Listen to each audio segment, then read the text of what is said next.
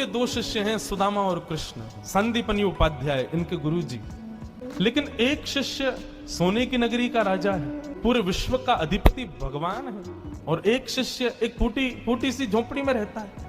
एक बार संदीपनी विद्यालय में जब कृष्ण सुदामा पढ़ते थे तब भृगु ऋषि पधारे, सबसे क्रोधी ऋषि, और आकर के गुरु माँ से भिक्षा मांगी। माते भिक्षाम देहि, माता भिक्षा प्रदान करो। माँ ने मन में विचार किया कि अभी सामग्रियां तो इतनी नहीं कि मैं भिक्षा दे सकूं, मना कर दिया। बोले भगवान आप कल आ जाना, आज तो भिक्षा के लिए सामग्री नहीं है, शाम को जब आ जाएगी तो कल आपको प्रदान कर दूंगा। अब भृगु ऋषि तो क्रोधी, उनको तो जब मांगे तब चाहिए। नेत्र बंद करके उन्होंने ध्यान लगा करके देखा, क्या इतने बड़े गुरुकुल की रसोई में कुछ भी नहीं है। तभी उन्होंने पाया कि वन जाने वाले बालकों के लिए पोटली में मैया ने चने रख रखे हैं कि जो बालक वन में जाएंगे, पुष्प तोड़ के लाएंगे, लकड़ी तोड़ के लाएंगे, वो चने खा लेंगे वन में जाएंगे तो। उनके लिए चने रखे थे। भृगु ऋषि बोले बालकों की ज्यादा चिंता है, एक ऋषि द्वार पर आया उसकी चिंता नहीं है। थोड़ी दूर जाकर के अपने कमंडल के जल से श्रापित कर दिया, जो भी उन चनों को खाएगा वो लक्ष्मीहीन हो जाएगा, उसके जीवन से लक्ष्मी चली जाएगी, वो निर्धन हो जाएगा। जिस समय भृगु ऋषि श्राप दे रहे थे, सुदामा जी वहीं एक वृक्ष के पीछे बैठ करके कुछ पुष्प तोड़ रहे थे। जैसे ही श्राप दिया, सुदामा जी पहले तो चाहते थे कि मैं जाकर के ये संकेत कर दूं कि भाई उन चनों को मत खाना, उनको शाप लगा है। लेकिन तभी गुरुकुल जाते समय देखा कि सामने से अपने दोनों कमर पर पोटलियां बांध करके कृष्ण चले आ रहे हैं। सुदामा जी बोले लाला कहां जा रहे हो? बोले आज तोकू और मोकू वन में जावे की सेवा मिली है, मोए और तोए वन से पुष्प और तुलसी तोड़ के लानी है, लकड़ी तोड़ के लानी है। चल देख गुरु मैया ने वन में खावे के काजे चना भी दिए, दोनों प्रेम से पाएंगे और प्रेम से वहां से बढ़िया सब कछु लेके आएंगे। आज बालकन में हमारो नंबर आया हो वन में जावे को। सुदामा जी की नजर पोटलियों पर पड़ी। बोले कन्हैया कहीं खा नहीं ले, फेंक देंगे तो कहीं अंकुरित होके वृक्ष बन गए, कोई भी खाएगा तो लक्ष्मीहीन हो जाएगा, मेरो कन्हैया खा लेगो तो लक्ष्मीहीन है जाएगो। सुदामा जी जिद करने लगे। बोले सुन तू बाकी के सामान रख अपने पास, ये पोटली मोह दे दे, मैं बांधू अपने कमर पे। ठाकुर जी बोले क्यों? मैंने बांध तो रखी। बोले तेरो भरोसा ना है, तो को भूख लगेगा तो मेरे बटके ने खा जाएगा, मोकू दे, जब भूख लगेगी तो दोनों बांट के खाएंगे। और जिद करके सुदामा जी ने दोनों पोटली अपने पास रख ली। वन में वृक्षों की लकड़ी तोड़ रहे हैं, पुष्प तोड़ रहे हैं, फल तोड़ रहे हैं। सुदामा जी मौका ढूंढ रहे हैं, कब मौका मिले मैं भागूं एकांत में और चने खा लूं। तभी जोर की बारिश होने लगी। बारिश के कारण ठाकुर जी तो एक वृक्ष के नीचे जाकर के खड़े हो गए। अरे आजा सुदामा यहीं खड़ो है जा, बहुत वर्षा हो रही है। पर सुदामा जी एक बगल में एक और विशाल वृक्ष था, उसके ऊपर चढ़ गए, डाल पर जाकर के बैठ गए। वर्षा हो रही थी, ठाकुर जी एक वृक्ष के नीचे खड़े हैं, दूसरे वृक्ष के ऊपर सुदामा जी बैठे हैं। सुदामा जी बोले यही सही समय है, और पोटलियां खोल करके सुदामा जी खाने लगे। ठाकुर जी ने देखा, ए सुदामा मेरे उचना है में खा मत जाइयो, रुक जा वर्षा रुकंद मैं हूं आ रहा हूं ऊपर। लेकिन सुदामा जी के नेत्रों से आंसू गिर रहे हैं। बोले लाला तू सदा प्रसन्न रहे, मेरे बट की लक्ष्मी भी तेरे पास आ जाए, तेरे जीवन में कभी कोई कष्ट नहीं आवे,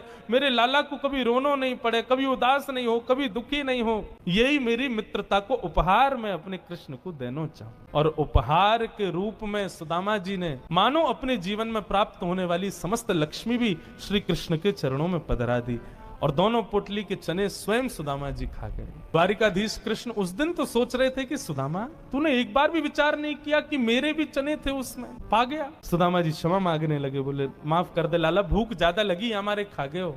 लेकिन वास्तविकता कौन जाने। सुदामा जी महाराज फटी टूटी झोंपड़ी में रहते हैं, उधरी हुई धोती पहनते हैं, अन्न जल का तो कोई ठिकाना ही नहीं है, ऐसे घर में रहते हैं।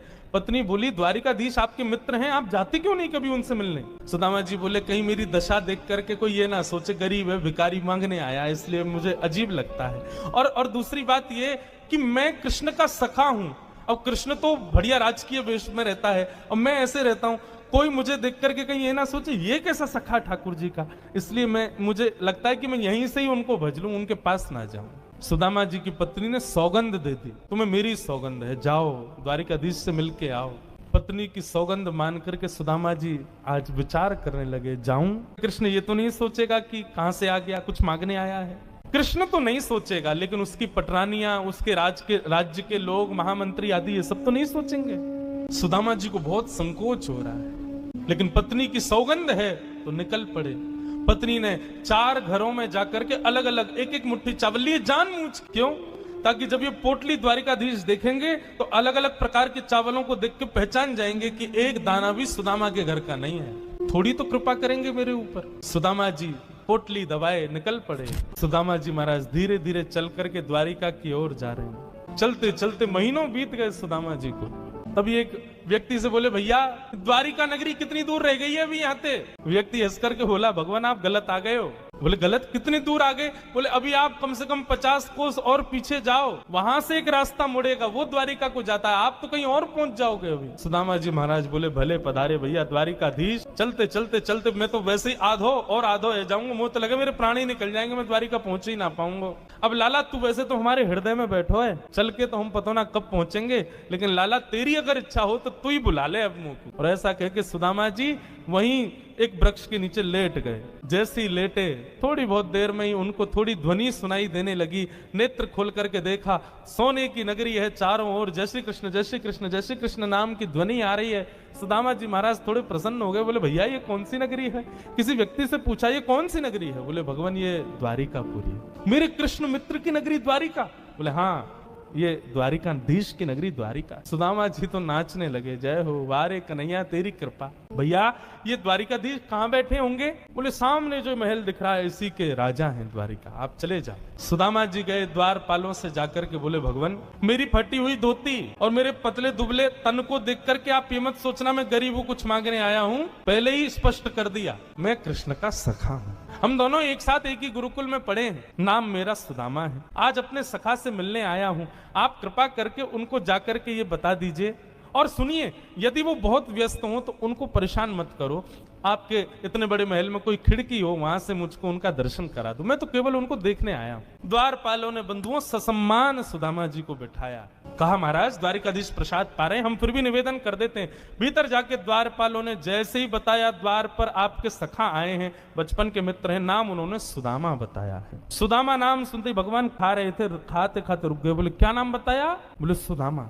मेरे बचपन के सखा सुदामा आए हैं बाहर? बोले हाँ नाथ सुदामा जी आए। आप प्रसाद पा लीजिए, हमने उनको कह दिया है आप जब निवृत्त हो जाएंगे तब दर्शन करेंगे। भगवान बोले प्रसाद ये आवश्यक है? मेरे मित्र आए सखाएं बाहर खड़े, तुम उनको बाहर ही छोड़ के आ गए। भगवान आज पहली बार बीच प्रसाद से उठ गए, दौड़े। महामंत्री सेनापति पत्नियां सब दौड़ रही हैं, ऐसा कौन आ गया जिसके लिए भोजन छोड़ के भागे? द्वार पर दीनहीन सी अवस्था है, सुदामा जी खड़े। भगवान ने जाकर के हृदय से लगा लिया। बार बार उनके मुख को देखते हैं, फिर हृदय से लगाते हैं, फिर देखते हैं, फिर हृदय से लगाते हैं। अपने गले में गलवैया डाल करके लेकर के चल रहे हैं, फिर चलते चलते पता नहीं क्या होता है, ठाकुर जी फिर रोकते हैं, फिर हृदय से लगा लेते हैं, फिर चलते हैं, फिर हृदय, बार बार हृदय से लगा रहे हैं और रोने लग रहे हैं ठाकुर जी। रुक्मणी आदि पटरानियों ने ऐसा दृश्य पहले द्वारिका में कभी नहीं देखा। सुदामा जी को ले जाकर के द्वारिका के सिंहासन पर बिठाया।